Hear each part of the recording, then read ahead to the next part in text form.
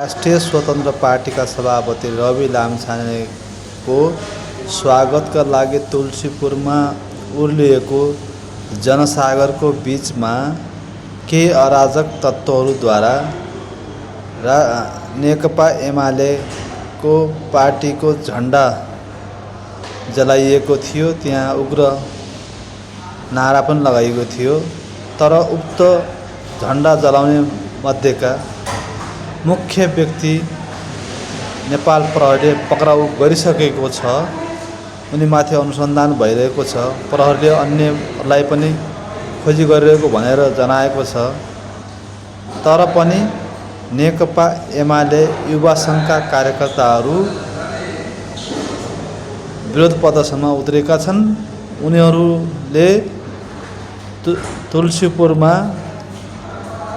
रासोपा दाङ क्षेत्र नम्बर 3 का उम्मेदवार कमल सुवेदीको चुनाव प्रचार प्रसार कार्यालय माथि तोडफोड गरेका छन्।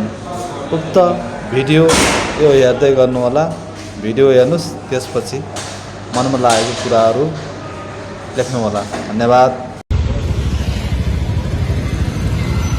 यति बेला राष्ट्रिय युवा सङ्घका केटाहरू यहाँ आएको दृश्य हामीले तपाईँलाई देखाइराखेका छौँ।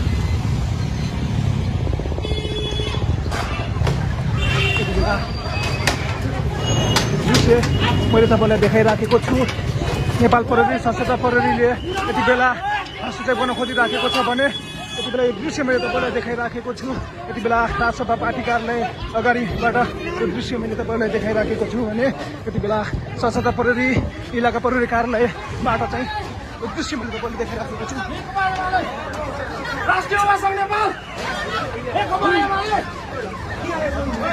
हिजो मात्रै नेकपा एमालेको झण्डा राजसभाको कार्यक्रममा जलाइएको थियो र त्यसको गति घुराइमा पनि कालो झण्डा देखाइएको थियो भने यति बेला यो राजसभाको पार्टी कार्यालय अगाडिको दृश्य मैले तपाईँलाई देखाइराखेको छु भने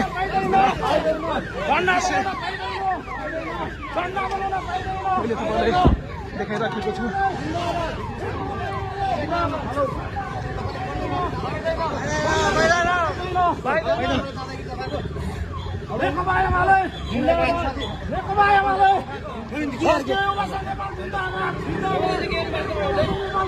दृश्य मैले तपाईँलाई पार्टी कार्यालय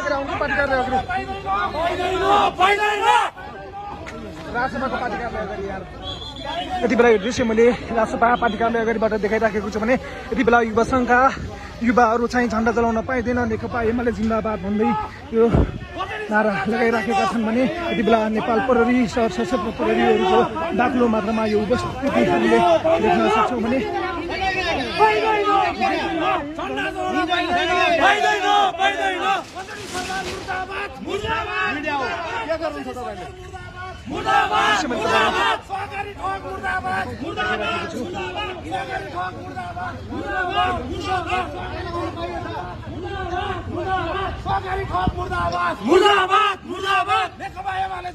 यति बेला नेकपा एमाले जिन्दाबाद झण्डा जलाउन पाइँदैन भन्दै युवा सङ्घका युवाहरूलाई यो दृश्यमा मैले तपाईँलाई देखाइराखेको छु भने यहाँ नेपाल प्रहरी सशस्त्र प्रहरीको उपस्थिति तपाईँले देख्न सक्नुहुन्छ।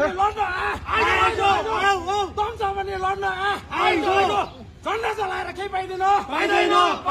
तुलसीपुरको नगरको युवासँग लड्न आइज भने आएर देखा